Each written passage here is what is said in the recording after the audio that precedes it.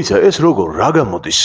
თუ კვება დღესასწაულია და მოვლენაა გამოდის რომ დღეში 3-ჯერ ან 4-ჯერ ან მეტჯერ ვზეიმობთ მოდი გავარკვიოთ ასეა თუ არა მანამდე ჩემი არხის გამოწერა არ დაგავიწყდეს უნდა გაითვალისწინო რომ კვება არ არის ზეიმი არ არის მოვლენა და არ არის ემოციური პიკი დაბალანსებული კვება ეს არის ჩვევა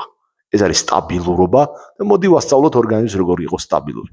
პირველი და უმთავრესი გამონახე მაქსიმუმ ყოველ 3 საათში ერთხელ გარკვეული დრო იმისთვის რომ საკვები მიიღო მეორე შეადგინე პერსონალური მენიუ თუ არ გინდა რომ მე შეგიდგინო შენით შეადგინე პრობლემა არ არის ყოველთვის გახსოვდეს დაუბალანსებელ არეულ და მოუწესრიგებელ კვებას ნებისმიერ შემთხვევაში ჯობია მოწესრიგებული კვება და მესამე ეცადე გაითვალისწინო ცირკადული რიტმები აი თუ რა არის ცირკადული რიტმები ამაზე მე ჩავწერ აუცილებლად ვიდეოს შეგიძლია ინტერნეტშიც მოიძიო ინფორმაცია და თუ უფრო მეტი გაინტერესებს უბრალოდ მომწერე მოდი ვილაპარაკოთ